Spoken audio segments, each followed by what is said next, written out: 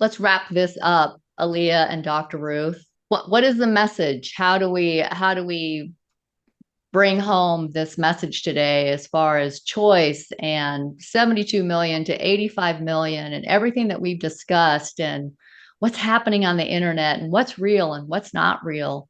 How do we wrap this up? What's the message to your generation or all generations? Yeah, I think what first came to me is perspective, right? And in the story, basically what you said is the story you're telling yourself true? Like it's so easy for us to tell so many stories and have so many identities.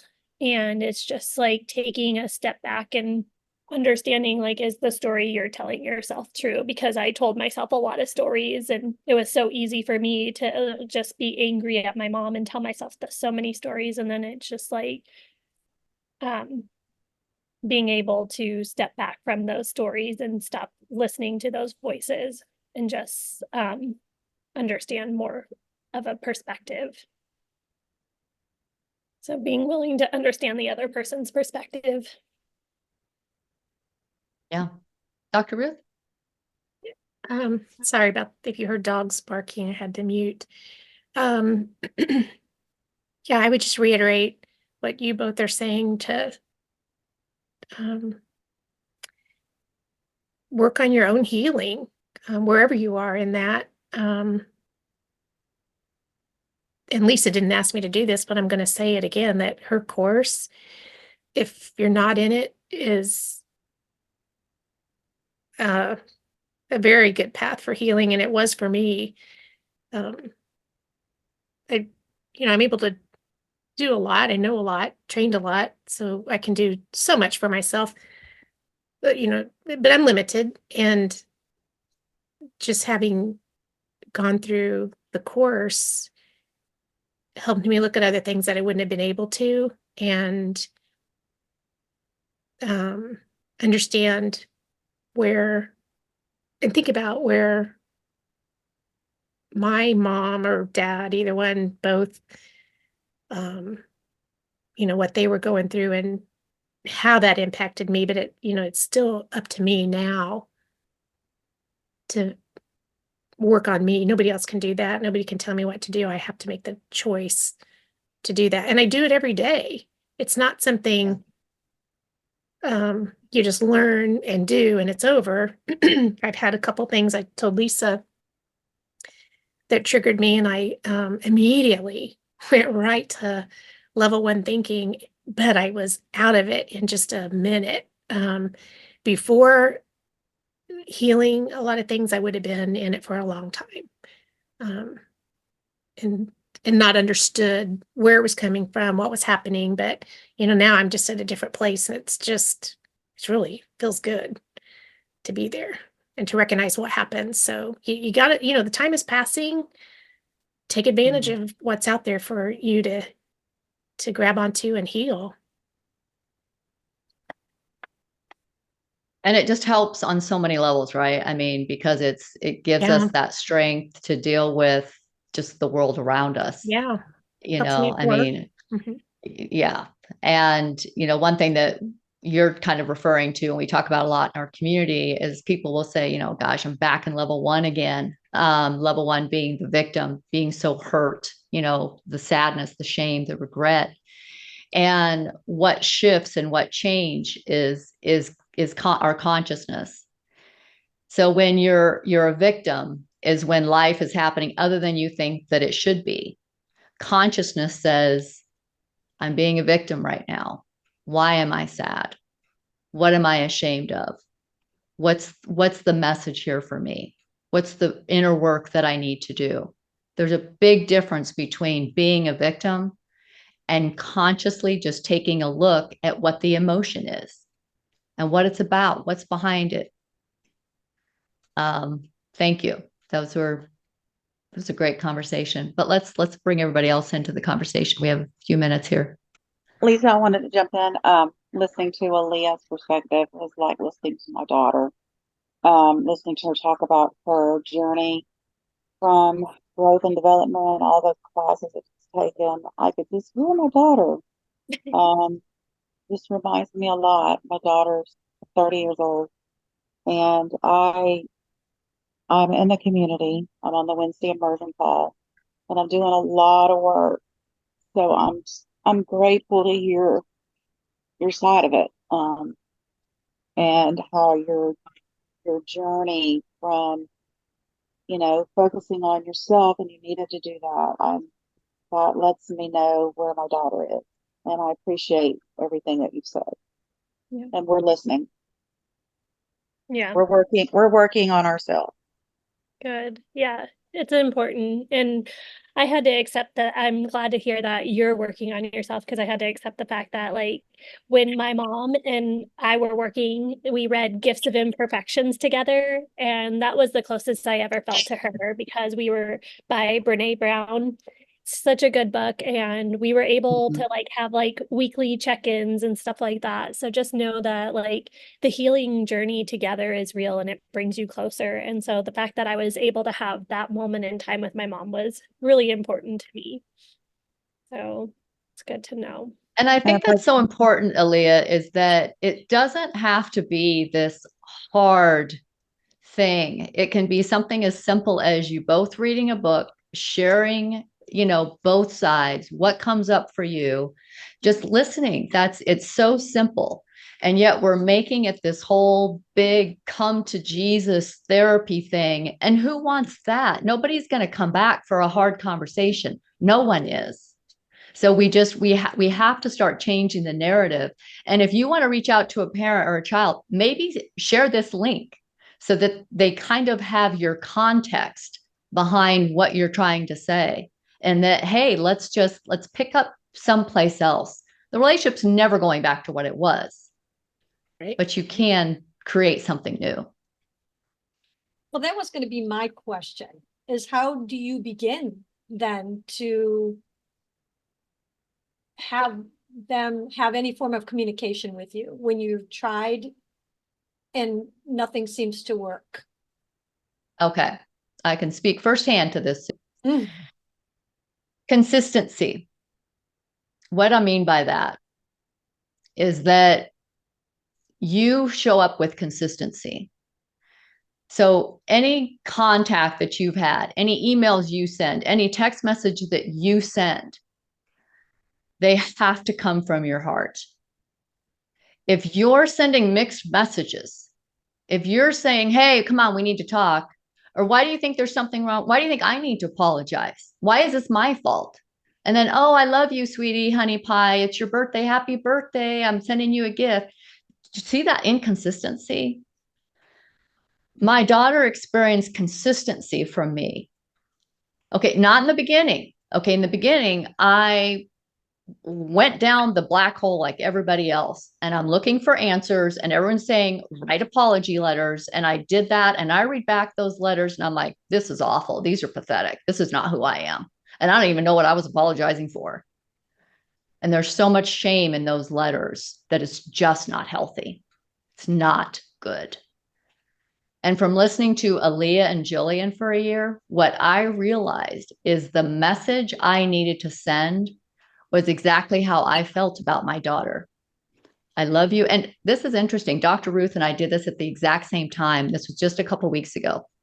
She sent, it was an email or text message and a video to her daughter that said, this reminds me of you. It reminds me of the time that this happened. And it was just a happy memory that she sent it. Well, I was doing that with my daughter as well, sending her and I had been doing that for probably about a year. No response, no response.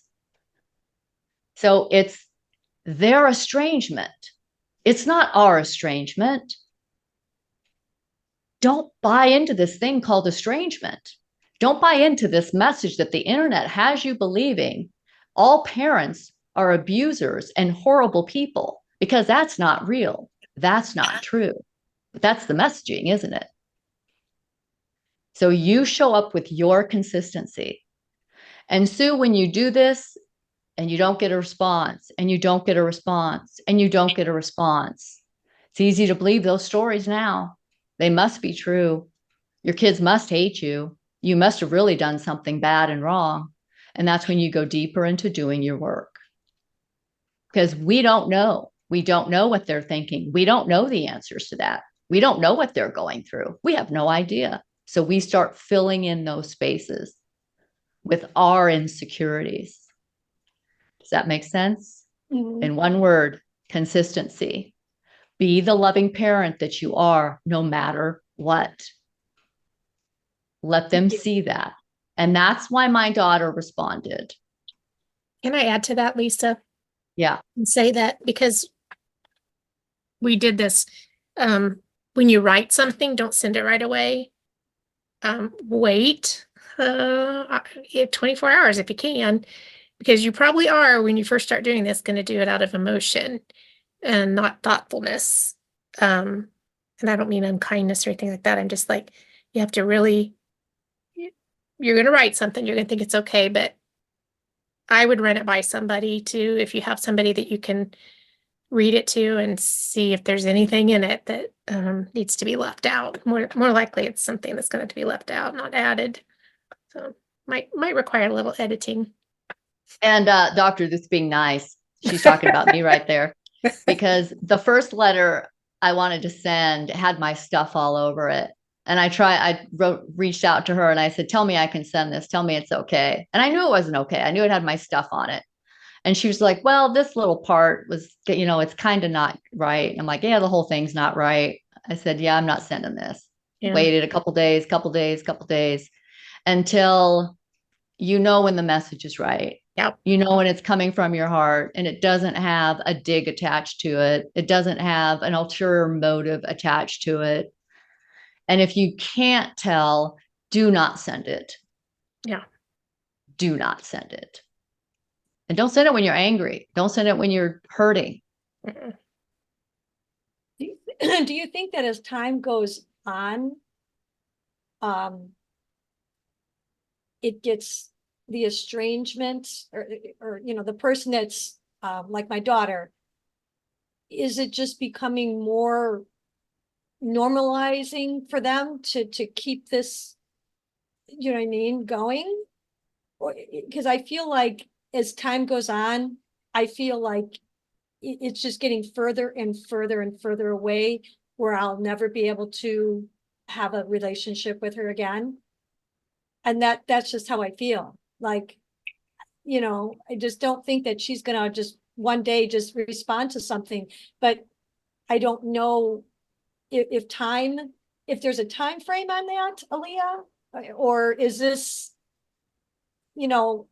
realistic expectations that this is gonna come anytime soon, or is this something I'm just gonna have to keep working at day after day, month after month, year after year? I think for me, which I mentioned in other episodes too, is that I always knew the door was open. And so I knew I could take the time I needed to heal and to focus on me, that my mom always left the door open. I knew my mom loved me. I knew the door was always going to be open, that she never shut the door. So I think that made it easier for me to take the time that I needed to just it never felt like too much time was going to pass that I never could come back. That I knew the door was always open, the light was always on, that my mom's heart was full when I chose to walk back, and that I could just hug her. And that's basically how it happened. Gotcha. I think too, Leah, oh, sorry, go ahead. Go ahead, Dr. Ruth. When we're wondering, and so you just reminded me of it. I'm just, speaking generally to everybody, that we have to be very careful about the expectations that we have. And when we ask questions like, when is this going to happen? You want it to happen sooner than later, of course. But when you're questioning all that stuff, there are expectations in those questions. So that only sets you up for disappointment, feeling more negative about yourself and that kind of thing. So if you can just, if you're asking those kinds of questions, I think it's important, and I understand asking those because I did myself, but that's where you need to jump in and do work on yourself so that you can be ready when that time comes. Because right now, when you're asking those kind of questions, you're not going to be in the space she needs you to be, when she comes back. So I hope that makes sense.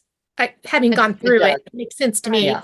Okay, But yeah, if you're asking yourself questions, that just means there's some work to do there. I appreciate that. And let me say that another way, because that is dead on. Okay, we're energy beings, right?